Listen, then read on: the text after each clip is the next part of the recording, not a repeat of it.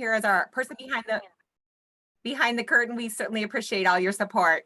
My name is Beth Thomas. I'm a coalition leader from Northwest Ohio. As we know, we've already established that where it is not sunny here this morning. We are thrilled to have you guys here today for today's session, and I'm going to hand it off to Robin for her introduction.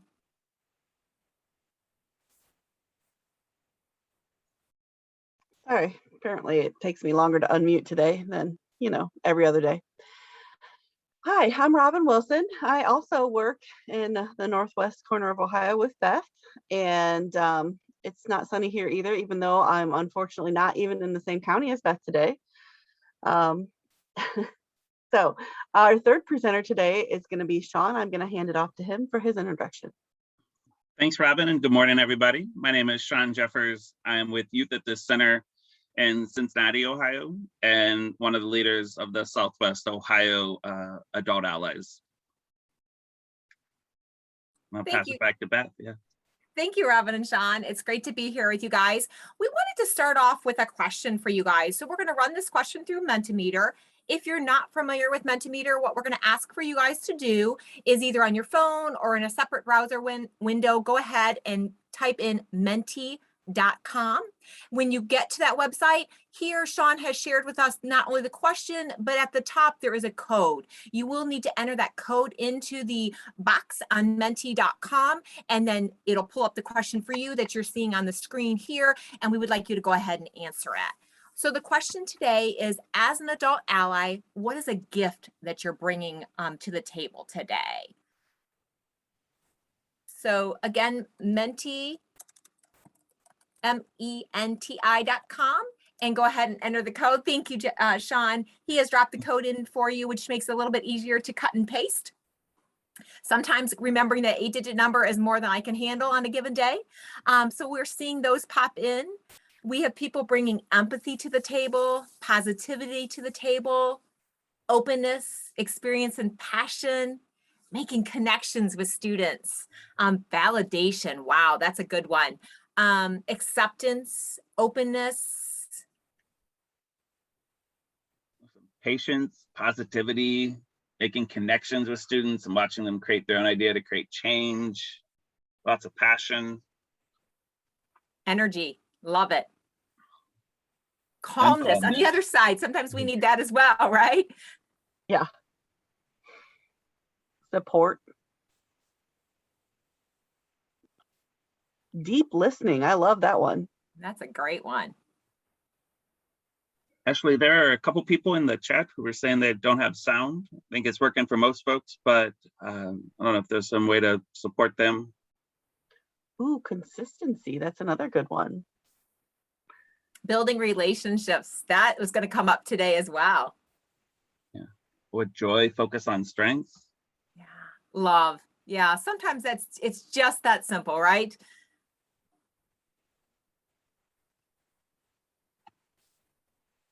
My ability to listen, understand, and be empathetic. Love it. Mm-hmm. Wisdom. We're not old, but I love the idea of wisdom. We'll call it experience. It sounds so much more positive than old, right?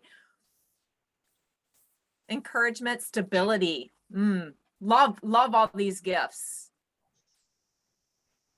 And I love the fact that while they're different gifts, there's a lot of consistency in some of the gifts that we're bringing to the table as well. Resources. That's another good one. Connection.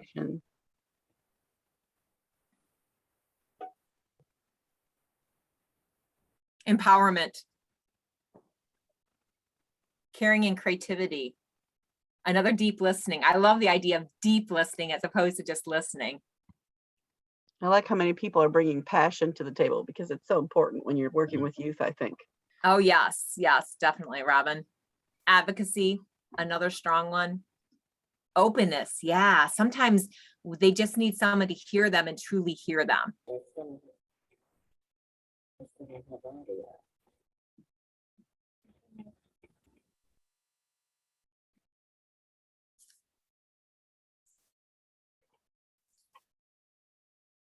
Awesome. Do we still have them coming in, Shawn, or is that?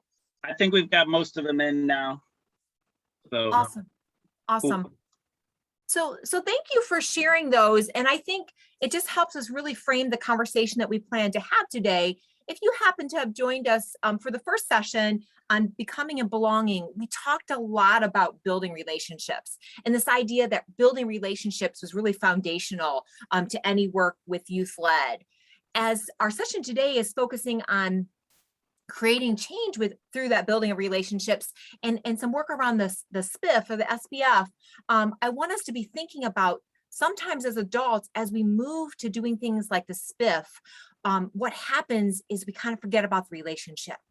The SPIF becomes our driving force. It's almost like a checklist in our heads. Oh, we got to introduce the idea of building capacity. We have to do assessment. We have to pick strategies.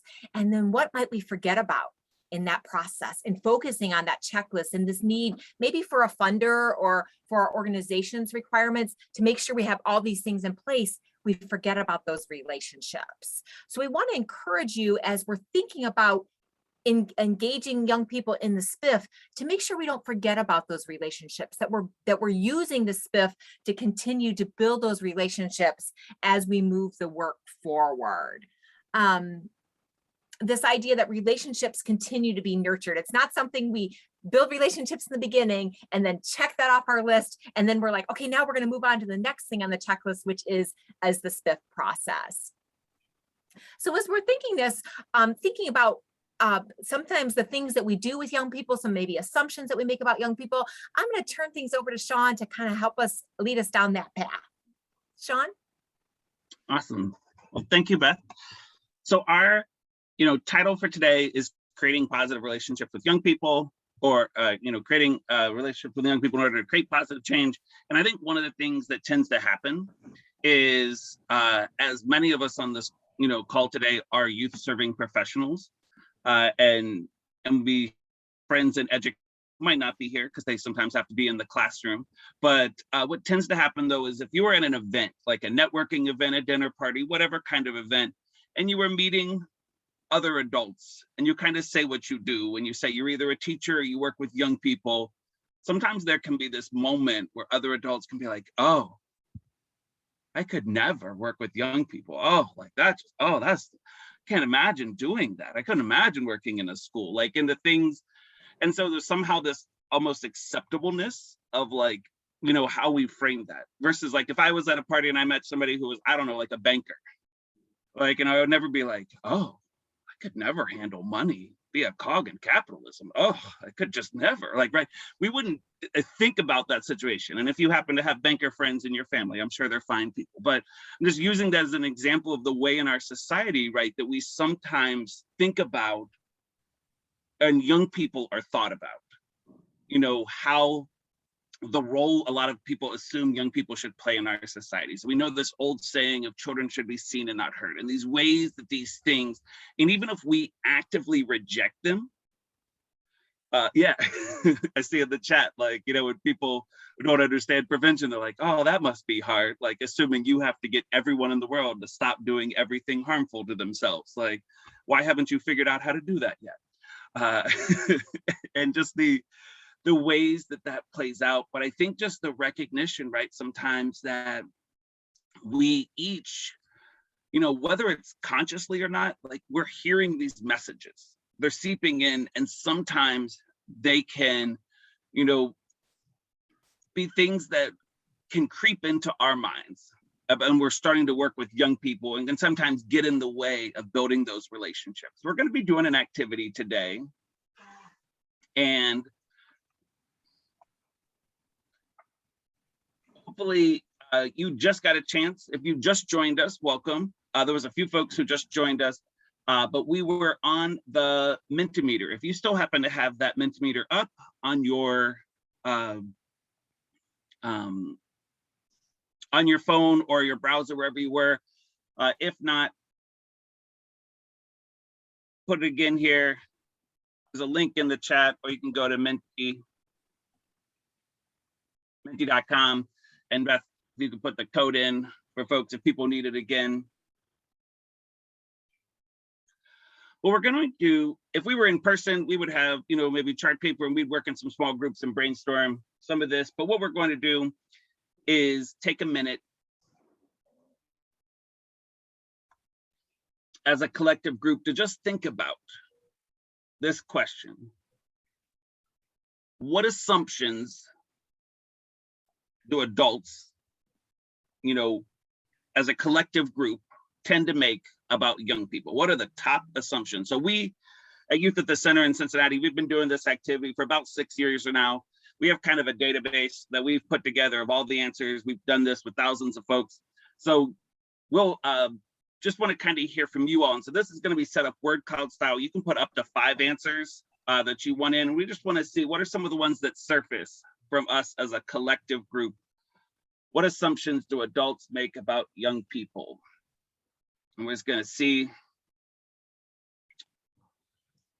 what we all populate.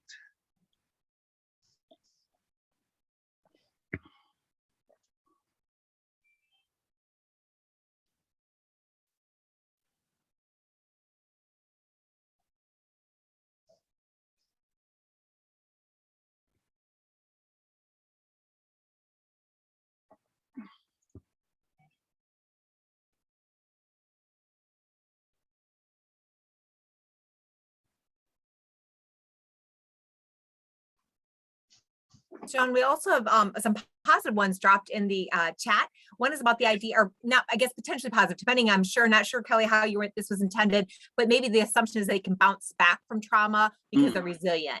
And I'm not 100% sure if she's saying that's a good assumption or a bad assumption. Right. Sorry, Kelly. Yeah.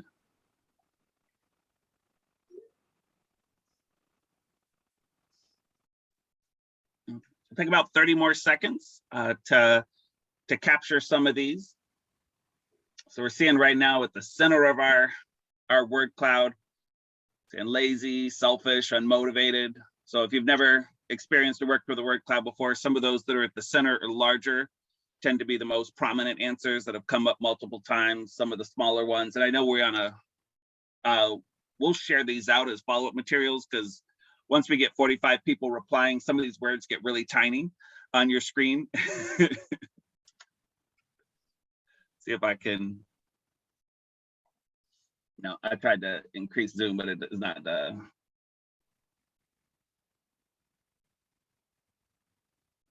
It's a little bigger, but awesome. So we've got our list here of some top assumptions. So I want us to don't close out the Menti just yet. We're going to do it one more time, and this next time we're going to flip this question a bit. What assumptions do young people tend to make about us as adults, us as grown folks, or just what are the assumptions that tend to get made about adults? So again, you've got up to 5 opportunities to put some in. See kind of what things kind of come up. Boom, right there, right off the bat, we don't understand.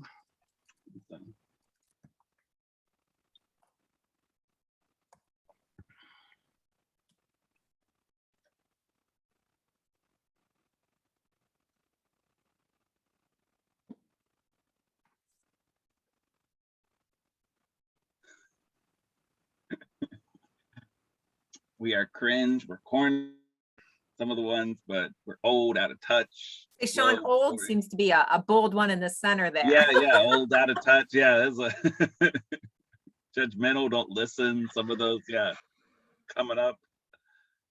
Uncool. Yeah. It's like the definition for me.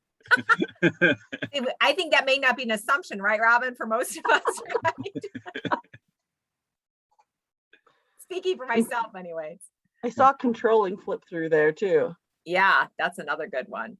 If we flip it into an asset, though, we just have to think about, that's at least we acknowledge that's what we're bringing into the space. That's right. If we fully embrace it, it's different. Right. But again, a lot of negative assumptions. Right. That tends to be, so judgmental, out of touch, old, controlling, some of those that are there in the center. So awesome. So thank you all so much for doing both of these. So one real quick, we'll go back just previously to be able to look at some of the assumptions adults make about young people. We'll be able to check out some of those just to kind of see what we've collectively put together. And and then there's some of the assumptions that young people might make about us as grown folks here today. And so what I want us to do, and this is one of those opportunities that when we're hanging out on Zoom requires a bit of adjusting how we might do it if we were in person and had done some like breakout rooms where people were lifting some stuff up. But you see on the screen now, you should see the top 10 assumptions, kind of looking now a little bit like a family feud kind of board, where we've got our top 10 answers on the board for both sides. And what I just want to ask folks to do, and I might need some assistance from Beth and Robin in this, but it's just kind of, we're first going to do the left side. Oh,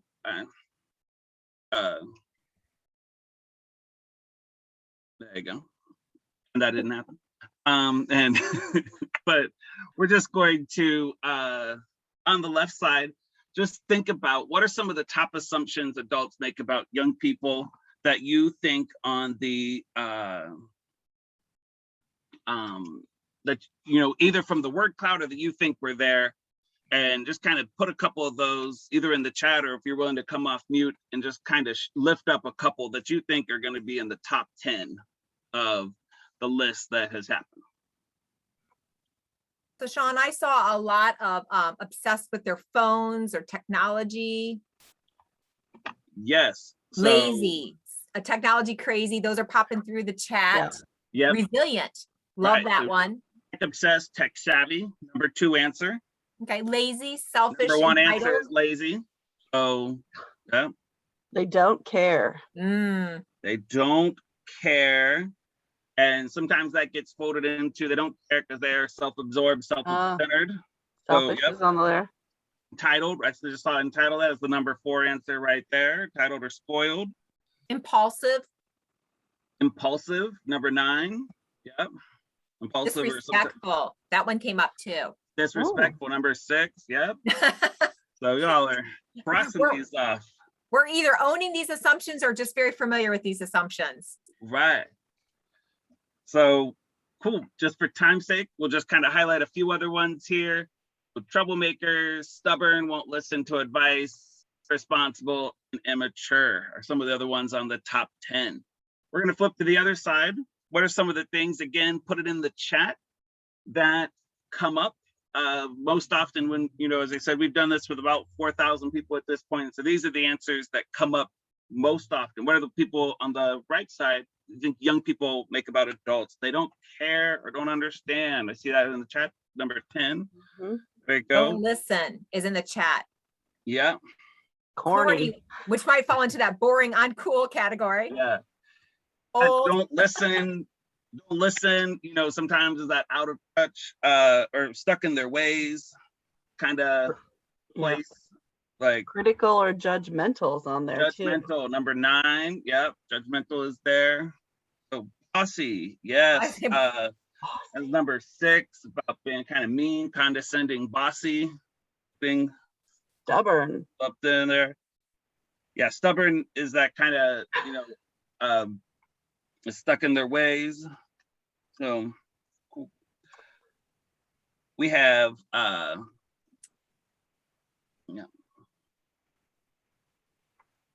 yeah. Don't listen. Old. We didn't get number 1. Number 1 is adults think they know everything. And that's sometimes that like, don't listen, you know, kind of, you know, they think they know everything. Number 2, I saw it on the chart a lot, strict, controlling. Number 4, we are not tech savvy. We don't know what we're doing with technology. Number 5, we're boring. I heard that one and lifted up, but I saw that one in the chat. We're too demanding. We ask too much of them. We want too much. And number 8 is we're forgetful. We always forgetful when I'm doing this with adults. But what I want us to take a second and just look at this list. And obviously there's lots of other ones that could potentially come up. But if I'm showing up and working with a group of young people, and where I'm starting from is this list on the left about some of the assumptions that are coming up. If that's where we're starting, then there's a great potential that I'm not going to, that it's just going to limit my ability to make a plan, build a relationship, because I'm like, well, they're lazy. They're not going to want to do this stuff. So one of the things we just have to sometimes acknowledge is that some of these might be on our mind, because once we acknowledge something, then we can start to address and do it differently. Just like we talk about in prevention, like you can't address what you don't see, what you're not, looking out for. So we're going to be dropping into breakout groups in a couple minutes, and just want you to think about when you're getting into your breakout groups, the first prompt, and maybe Beth, if you'd be willing to put these in the chat, thank you. But the first prompt that we want you to think about in your breakout rooms is, from this list about assumptions that most often get made about young people, which ones do you tend to make? Which ones are sometimes on your mind that you have to, just acknowledge or guard against? On the right side, assumptions that get made about adults, about grown folks. What are some of those assumptions on the right side that are accurate, that sometimes describe how we operate? And so we might need to, think about, calming them down a little bit, like, maybe need to think about limiting that a bit when I'm getting into groups and working with folks. So this is really just an opportunity to say, on the left side of assumptions about young people, which ones, might I be making? So them sometimes pop into my head. And on the right side, which ones maybe are accurate in describing how I tend to operate? And what does that look like when I'm working with young people? So that's going to be our prompt. It is 8:55. So we're going to give you about 15 minutes for this one. So that way you can do a little bit of, as well, just introductions when you drop into your groups. One thing I do want to share is, if it is helpful for you, I'm going to put a copy of the top 10 assumptions here in the chat. It might have one or two words different because, as I said, we sometimes update these, and so I was just grabbing one of the files. But if you want to download that so you have that, or you can take a screenshot of what's on the screen if that's more helpful. However it is, just so you feel like you have these as you're dropping into your breakout rooms. Shawn, I would love just to make a general comment before we go into these breakout rooms. When I look at this list, I guarantee I have done most of that 10 assumptions about young people in some time or place. And I can almost guarantee that I have displayed some of those assumptions that young people make about adults. So do make sure as we're going into this conversation, we're not saying this, if you've done this, you're a horrible person. I would suspect many of us, maybe even most of us, have done these things at some time. Hopefully it's not our operating method, but it's something we fall into, particularly when we're stressed or we're facing deadlines or things like that. We have a tendency, I think, to drop into some of these assumptions. So just wanted to be real upfront about the fact that we know these are common for both adults to represent, as well as to make assumptions about young people. Yeah, definitely. Thanks, Beth.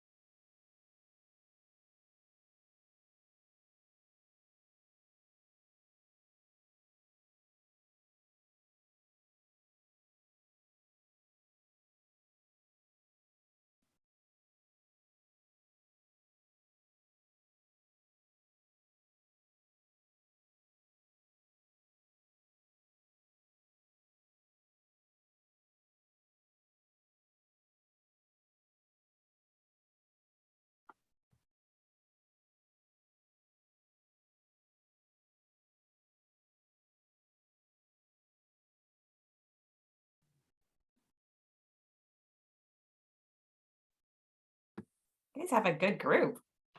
Yeah, we do. We're a little ahead, I think, Shawn. Yeah. Which I think will work out well. That's what I was afraid of. I didn't know that we were going to be able to get into a lot of discussion. I didn't want to take your part by going into the discussion about the assumptions and stuff. But I think what it'll give us is actually, because we had put in the schedule more time up front for the framing, Right. like that we didn't do as much with the framing. And so I think we can do a little bit more debriefing when people come Okay. back to share out, like just get a couple examples and share out. And then I think some of the stuff we highlighted here just around how might we need to, I think like the stuff we talked about, Beth, like some of those bullet points that are in our spiff sheet. Right. I'm sorry. I just didn't feel like, I felt like I was just going to be word vomiting that. And for our That- friendly person at home who's going to be editing this recording, you can take this part out because this is our inside facility. on. Yeah, welcome back. Hopefully you had some good conversations in your breakout rooms. And as people are coming back, we would love if we could maybe hear one or two voices. If anyone would be willing to share, just if there was some conversation that came up in your group. We'll start on the left side about any assumptions adults make about young people, or if you're willing to kind of talk about an individual, like an assumption you own that you make sometimes when you're working with young people.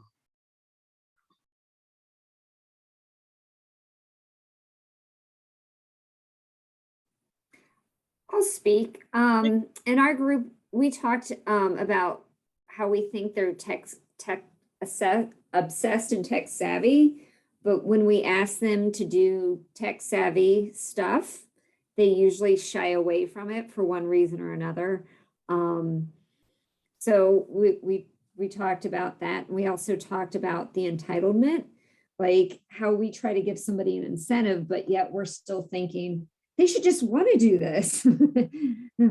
But just like with our jobs, we're getting paid, even though they're volunteering, they're still, it's a type of work type experience. And a lot of these things just is their development. They're impulsive. Yes. Their brain's not developed. They're self-absorbed. Yes. Their brain is not fully developed. Right. So we also have to keep those things in mind. Yeah, thank you, Lauren. And I think that really lifts up a powerful point too around even these assumptions that we can assume are positive. Like young people are really tech savvy. They know technology, they pick it up. So we're going to do this activity where we're going to make them all film a TikTok or an Instagram, live or something like, and then they're like, that might not be like their comfort level or putting themselves out. Like, so there's like the ways we can jump like, oh, they will love this. And then be like, but still we're making an assumption. We haven't ever like asked young people, like, how do you relate to technology? We just see them on their phone and we zero in on that. Not that if you look at any like meeting when you're in person, not that if you look around and scan a room of adults, they're typically also on their phone. Like, and so it's like a behavior. It's like, where did the young people possibly learn this? But but yeah, so thank you, I think, for lifting that up, because that is an important piece. Anybody else willing to share out anything that came up in your group just around any of the potential assumptions we make about young people? For our group, we address laziness and how that oftentimes that's just really a perception, like it really, there's a lack of understanding sometimes of the process that can sometimes look like laziness, a lack of just the experience. It could also be due to fight, flight, or freeze, depending on the situation. So it can really be due to a lot of things. And we as adults tend to make the assumption that they're just lazy, but it really could be due to so many other factors at the table. And then with our adult column, we're going to get there in 1 second. We're not there yet. Well, thank you, okay. Amanda. I appreciate it. Yeah.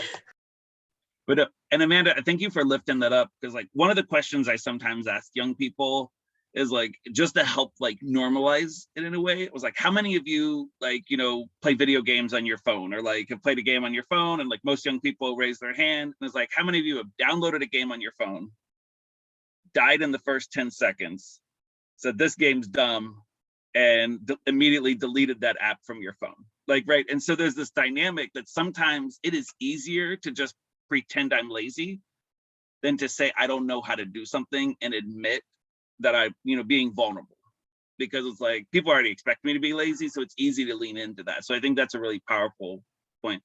Holly, I saw you try to jump in. Well, I was going to say, actually, in our group, we had some good conversations, and one of the people in our group said that they feel like this is, if you went back even 10, 20, 30, 40 years and asked this same question, besides the technology piece, it would probably still be the same answers. This is always kind of the view that has been out there. And we also had quite a few people, including myself, that tend to be more like a youth, and have more of the assumptions on the adults than we do on the youth. Because we see it more from we act more like children, like kids, and we take it from their viewpoint, and sometimes we don't listen and we break the rules, and so we have more of the assumptions on the adults. That was at least our group. Yeah. Awesome. Thank you, Holly. And so cool. So we're going to flip to the other side. So Amanda tried to jump there a second ago. Appreciate you. But if a couple of people are willing to just talk about on the adult side, what are some things on this side that came up in your conversation that can maybe describe how you sometimes show up or operate in groups?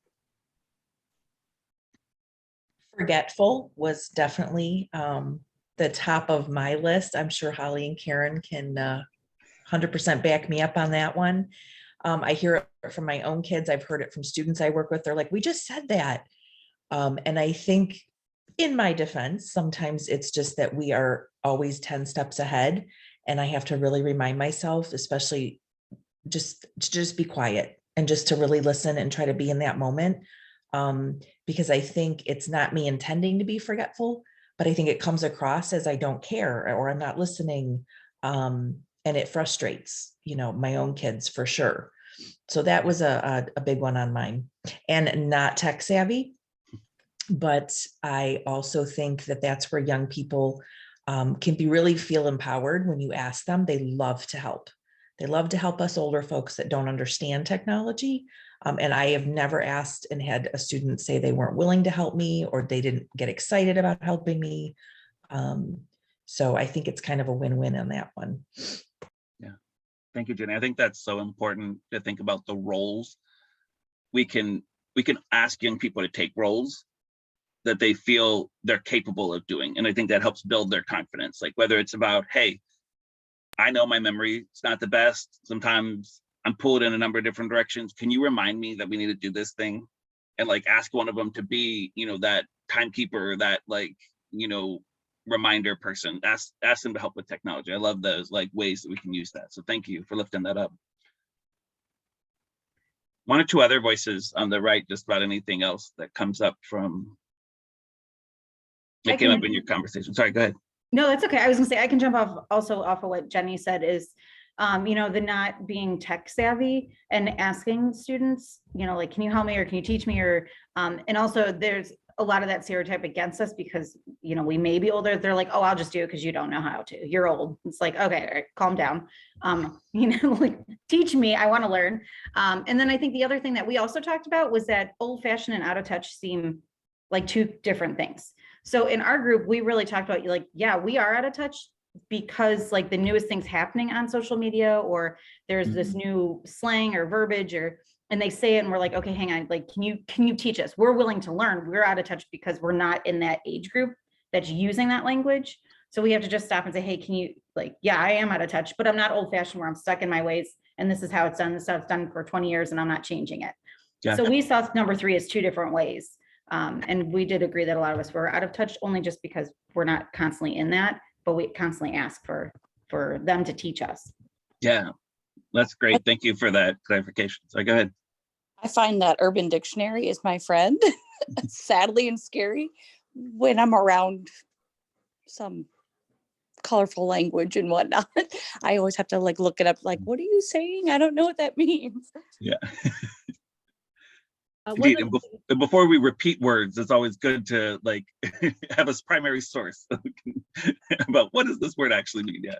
And it's kind of scary. It's like, oh, it's an Urban Dictionary. Should I be trusting this? Sorry, go ahead, Kim. I was just gonna say, while I'm looking at this list, and I know I jumped in, but I just laugh at number 1 because I rephrase that with my kids, my students. I just say, I have the gift of foresight. I said, and I want to share it with you. You know, that's how I phrase it. And then I'll say, I will always know more than you just because I'm older than you. So take advantage of that. You know, so I try to like rephrase it in a positive light. And because I'm just older, you know, and I have the gift and I will share it with you. And they laugh. They're like, oh, thanks a lot. You know, so I just rephrase it and, you know, hopefully they accept it as is, you know? Right. So sometimes we can name a thing that we know is just a common assumption or a common, I think as was lifted up earlier, right? Like these are generational. These have been around for a while. And so it was like when we were young people, we probably thought the same thing about adults, you know, and just how those things play out. So cool. So I'm going to turn it over to Beth to just share a few kind of things to keep on our radar. Yeah, Shawn, I was thinking as I was listening to people, this idea that we've acknowledged, we all have assumptions on both sides about how adults and young people act or think or do. And I want to be really cautious as adult allies working with young people and making sure that our assumptions aren't changing our behavior. So as an example, I might make an assumption that young people don't care about their community. Okay, so if I make that assumption, how might that change my work with young people and really rob them of the opportunity to be empowered to make that change? So if I'm assuming my young people don't care about their community, I may not use the spiff. I may jump into that role of I'm an adult, I know more than you, we're going to go ahead and do X, Y, Z. If I choose what our young people are going to do and we're going to implement this strategy, question to you guys, what level of engagement am I likely to get from them? If I've made all those assumptions, I've made the assumptions about what they think, therefore I made the decisions about what we're going to do. Am I going to get engagement? Thumbs up if I'm going to get engagement, thumbs down if I'm not. Yeah. Sanessa, Jaden, I'm seeing lots and lots of thumbs down. And then what's going to happen? What's my assumption? What have I just reconfirmed in my own mind? That young people don't care. They're not interested, they're lazy, they're self-centered, but I set them up for failure by making those assumptions about how they think, care about, do, making that assumption, going ahead, skipping over the spiff, forgetting that it's youth-led and adult-guided and made it all 100% about me and my experience, then I can prove that I was right, okay? So we really wanna make sure we step back, not only start with saying, yes, these are the assumptions I'm making, but how am I inadvertently, unintentionally even, changing my behavior to allowing that to become a self-fulfilling prophecy. On the flip side, I, as an adult, can get so laser focused on my checklist, on my deadlines, that I can fall into that role. Haley mentioned this. I'm not throwing you under the bus, Haley, but she mentioned sometimes as a teacher, the teacher background, she's used to being in charge. That's your role as a teacher, which is very different than youth-led. It's easy to fall back in that role and just want to plow forward. I find myself making more assumptions when I'm stressed, facing deadlines, than when I allow myself to step back and say, what are we struggling with here? And I think if we take that time to step back, what we're going to find is we've forgotten the relationship. We've forgotten that there's a relationship here and there may be miscommunication, that those assumptions need to be talked about. And sometimes we just really need to reconnect. So thinking about how we can reconnect, how we can play with purpose, as we like to say, and reconnect with our young people, maybe just the key to focusing back on that relationship. Rob and Shawn, any additional thoughts there? No, I think that's really well said, Beth. And so the one thing we want to get us thinking about as a collective group, as we're wrapping this first part up, and then we're going to turn it over to Robin, who's going to talk a little bit more about how we use some of this, that we've kind of this framework in the SPIF. But if, as Beth was just kind of talking about, if I'm going into working with young people and leading with my assumptions, in a prevention field, specifically youth-led programs, we could think, oh, young people are lazy, they're self-centered, they'll never want to look at data. Like I could never get young people to look at data and be interested in actually what's going on in their community. And so we talk ourselves out of the potential. And so one of the things we want to encourage people to do is think about not leading with our assumptions, but leading with aspirations. What are the aspirations that we hold for young people? And that so for myself, my aspiration is that I want young people to feel equipped with the knowledge, skills, and awareness to pursue their whatever that path might look like for them. So if that's my goal, then what I want them to do is think about aspirations. Like my aspiration then is leading to say, I need to focus on strengths, or having young people understand the gifts, just like we had you all when you came in today, lift some of the gifts you brought to today's session. We started by talking about what are the gifts you're showing up into this space with. So what we want to ask you all to do is think about what's your inspiration or your aspiration for young people. And we're going to ask you to type it in the chat, but to not hit enter. And we'll kind of do a waterfall experience in a second, where we'll all enter in the same second. But we're going to give people about 30 seconds just to kind of, doesn't have to be long, it could just be a short kind of what's that inspiration, aspiration that you're holding for young people that's kind of motivating you in your work, and what are you kind of moving towards? And so take about 30 seconds to type that in, and then we'll lift up some of those.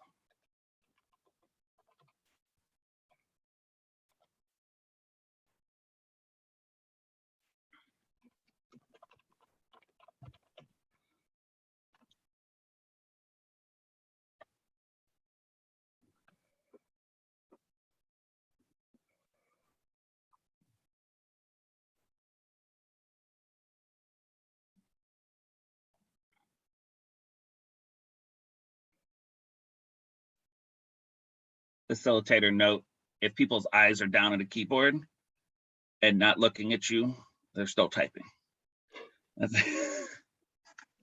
Although the anticipation of the waterfall is almost as much fun as the populating of faces in the beginning of Zoom. Right. So this is too much for me today.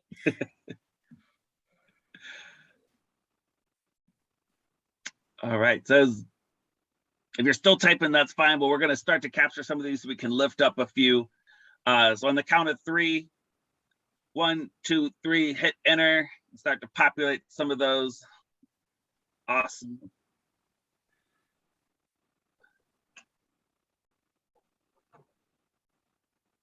Let them be heard and know what they say matters. Love that, Marissa.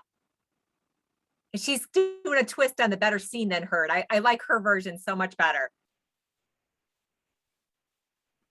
Yeah, Robin mentions the voice that matters, empowering them so they understand that. Yeah, making the world better for the next generation following them, that they accept and care about others and think for themselves. Skills and confidence to advocate for themselves. I love that. Love it too. That they can be change makers, that they can feel valued and have skills to live out their purpose. Leave them with the skills to live their best life and change the world for the better. Thank you, Amy. I love that. I hope you guys are using these as taglines. There is a tagline on here: strive to be the best version of themselves. Love that. Opening their Love that. eyes to more possibilities. Oh, thank you, Shannon. Empower and inspire our adults. Safe space where they're heard and valued and safe enough to use their voice. I love that. That Safety is such a an important part of it. Yeah, definitely, Robin. That nothing gets in the way of them realizing their dreams and hopes for their future. Right. And so we just think about, like, you know, as we said, when we leave from a place of assumptions, we're limiting, because we're only allowing young people to get up to a point that our mind allows, or our outlook allows. For leading to aspirations, we create such more space for young people to grow and to operate within. That it doesn't all have to look the same way, but that just opened a possibility. So we just want people to think about this. One closing piece I'll say is I did this recently. I'm in Cincinnati, and I got to work with all the teen youth librarians throughout the Cincinnati public library system. And so they were saying, like, you know, after school, they have some teen spaces, they have some youth spaces in the library. And sometimes adults come in and they're like, oh, the teen space is so loud. They're so, you know, and so they were like, as librarians, they then hear these comments from community members who are just coming to the library and expect that the library should be this silent space. And so a couple of the librarians were like, I actually want to do this just in my neighborhood and just create like index cards or Post-it notes when people are coming in, that they could put up some aspirations for young people. One, for young people to read it, but also two, for other adults to maybe engage with it. And so I think there's ways we can start to think about like how we take this message, just not only for ourselves, but how do we share this with our other colleagues who aren't here?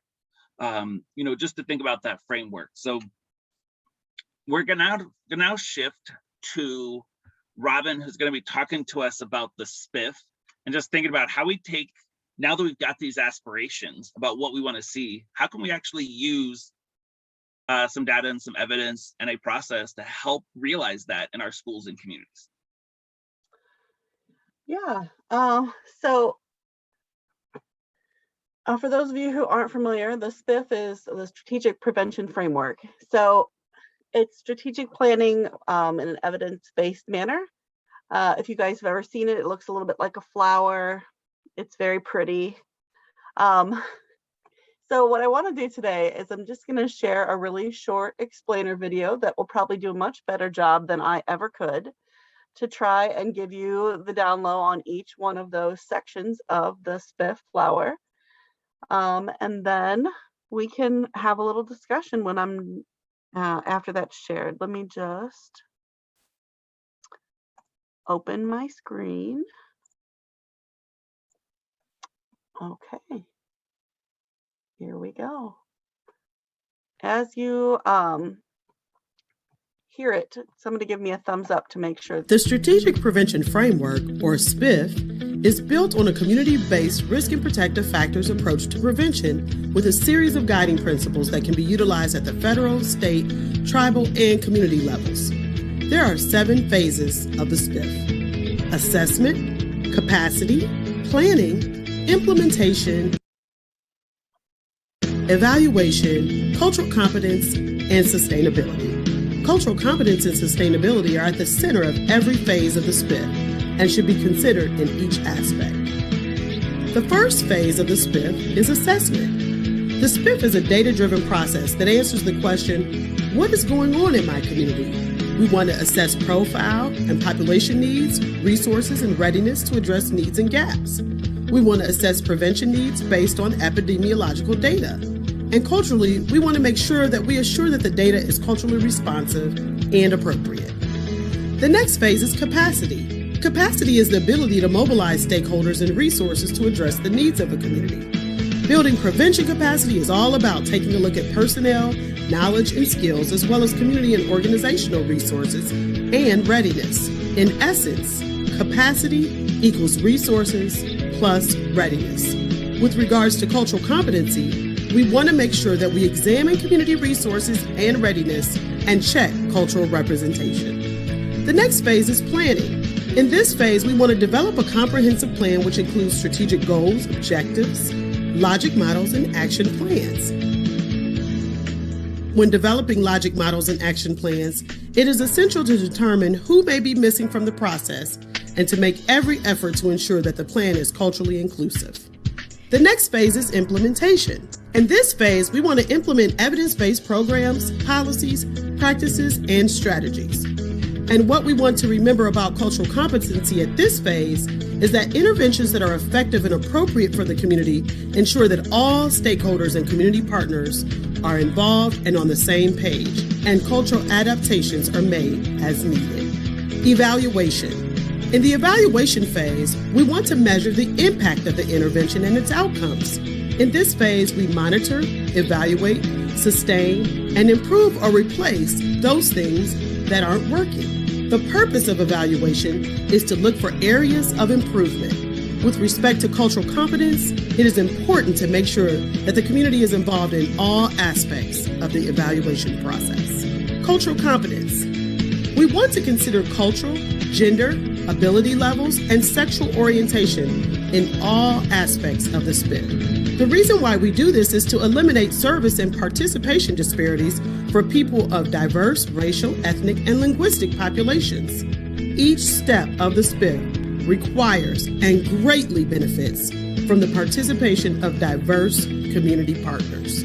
Sustainability. In this phase of the SPIF, we want to identify the outcomes that were achieved and consider what exactly do we want to sustain. Do we want to sustain the prevention infrastructure, partnerships, collaborations, effective policies, programs, or practices?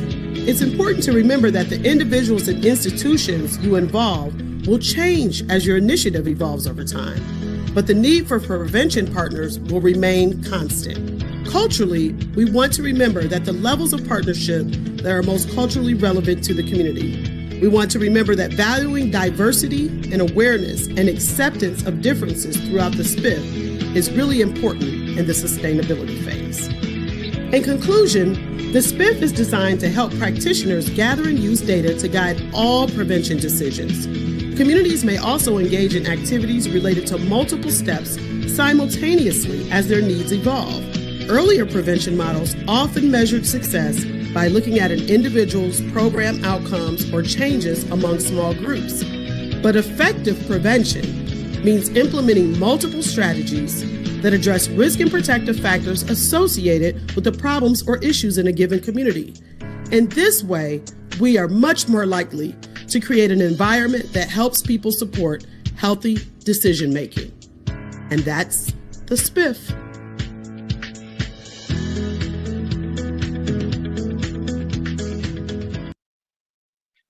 All right.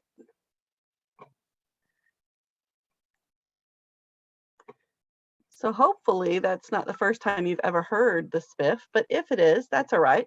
This is supposed to be the introduction anyway.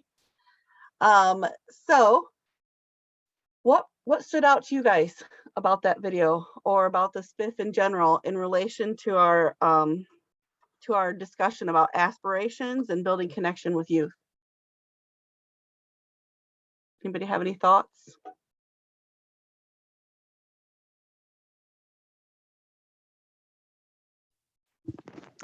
I just enjoy the fact that cultural competence is emphasized in every stage. And I love the part at the end that was like, as your program continues, everything is always changing. So always update to make sure you're still culturally relevant.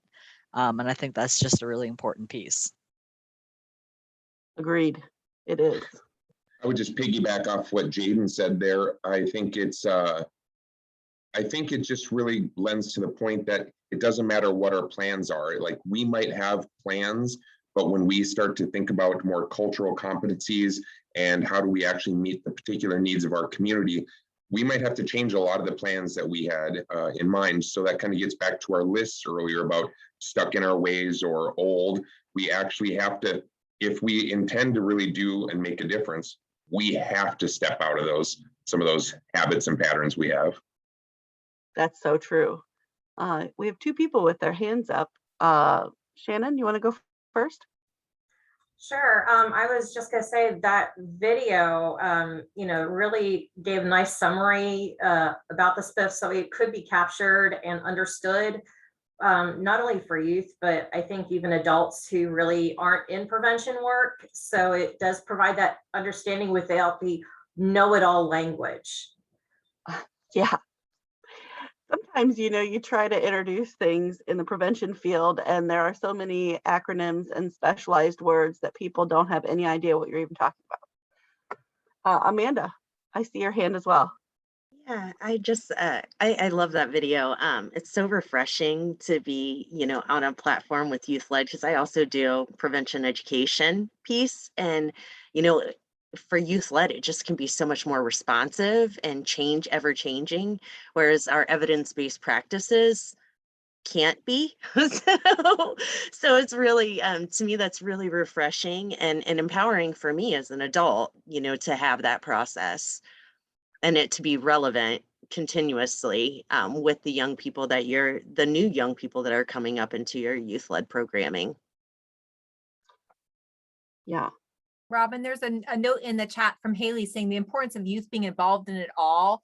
And I think that's what struck me is, again, those opportunities. When we open our minds to the aspirations, think of how many opportunities there are to empower young people throughout every single stage of that process. And I think that was a reminder, even for me, with a video that I'm very familiar with, that there really is tons of opportunity to engage them. That's so true. And it seems like a really large and intimidating process, but when you get into it, it's not like you're doing the spiff in one day. You know, you spend time with your kids or your youth, and you focus in on bite-sized pieces with them so that they can work through that. I think that's important as well. Anybody have any burning questions that they want to address about the spiff at this moment? I'm just gonna throw it out there, and if we don't have any, then we're gonna break out into some breakout rooms and have a little bit of a discussion.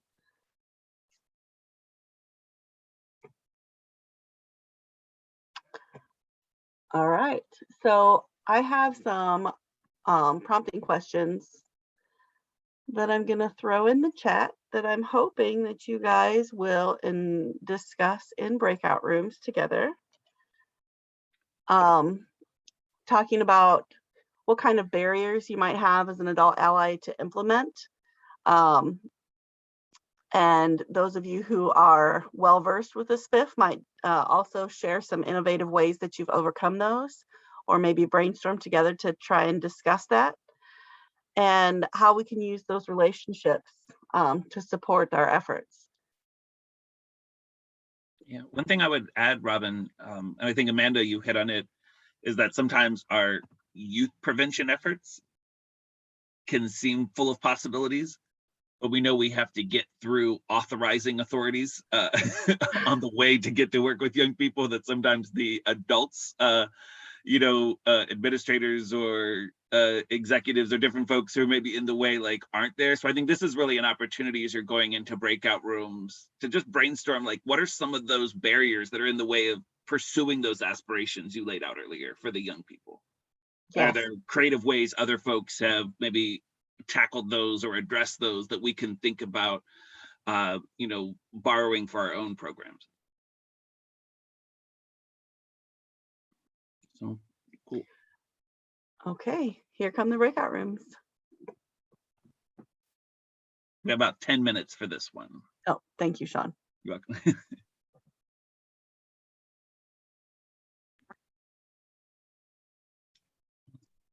Hello, everyone. Welcome back from breakout rooms.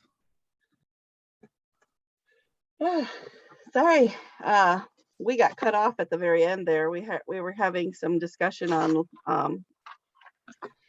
leveraging relationships, and so sorry about that, Kathy.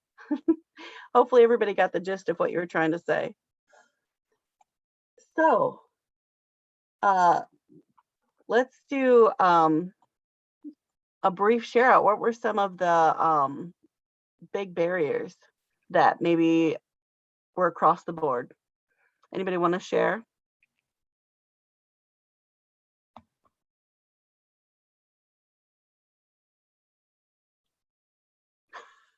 Snooze button.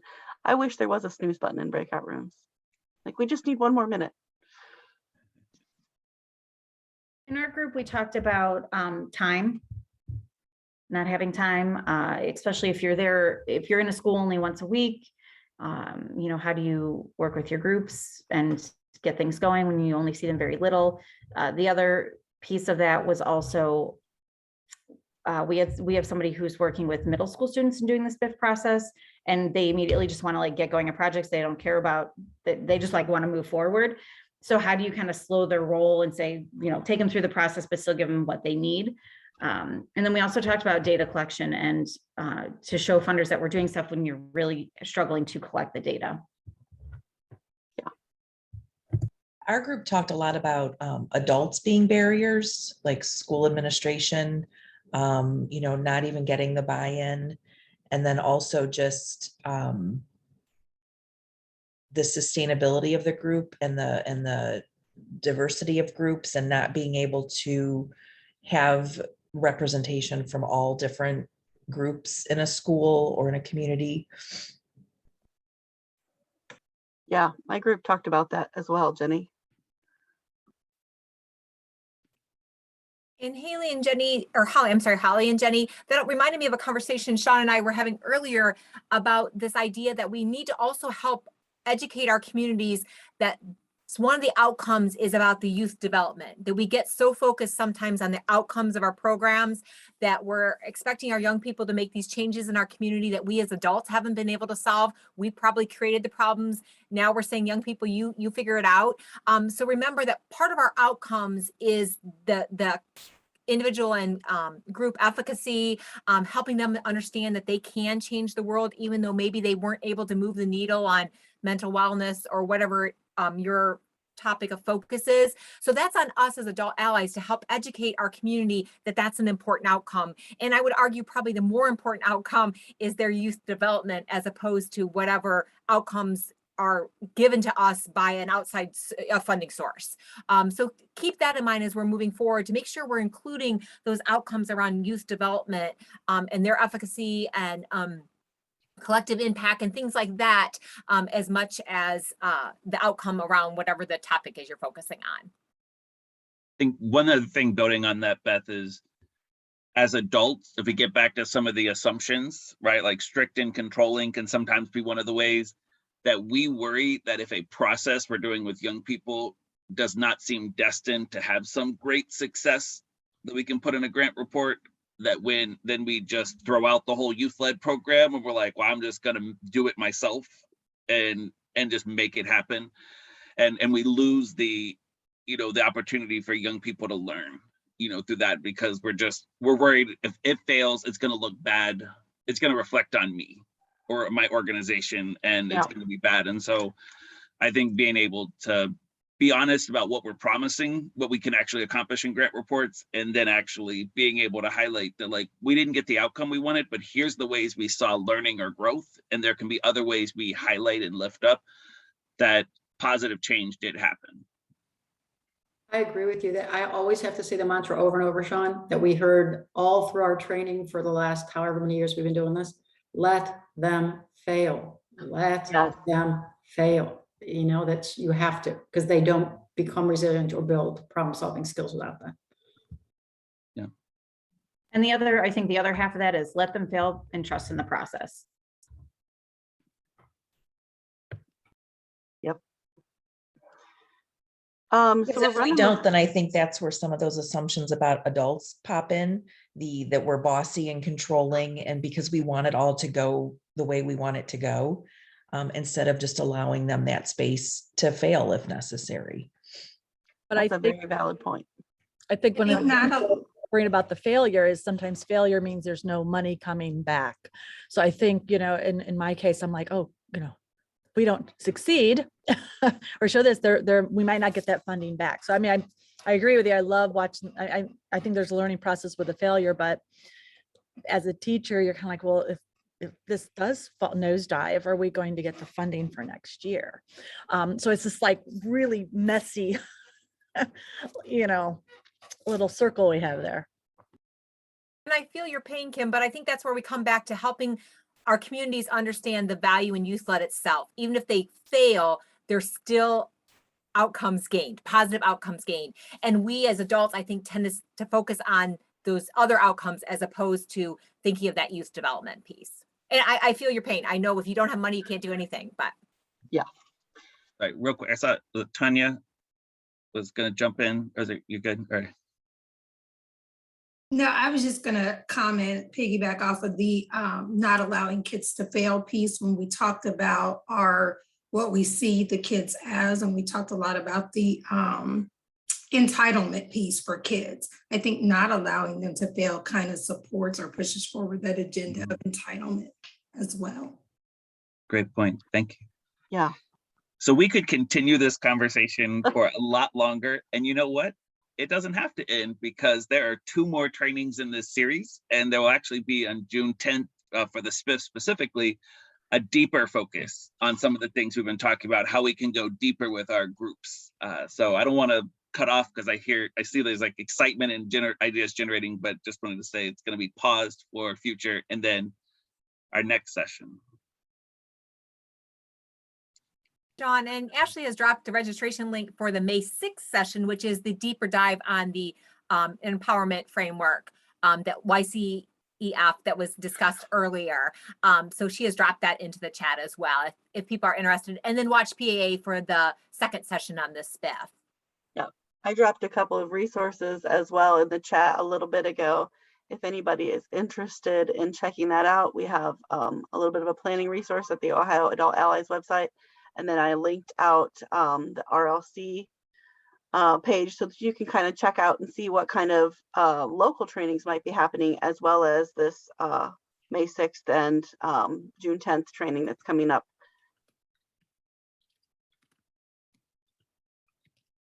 So if you see that, you can hover over it. RLCs that Robin was lifting up, the chat about the Regional Learning Collaborative. So you see where they're located across the state. Right now, they're all virtual. So you can check out and, you know, any of the groups and just kind of hover over and see like when their meetings are. And if you're interested, reach out to the respective leaders to be able to have more conversation in your local area.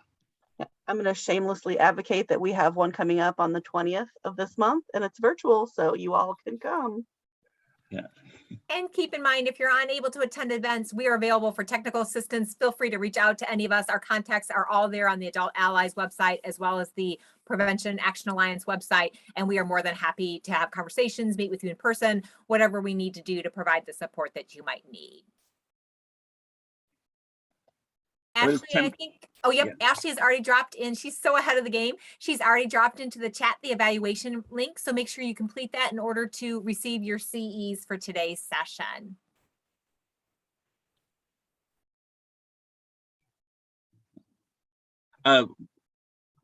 She was saying that's when the Northwest Ohio is having their next regional learning meeting. So yeah, so you can check on that link again.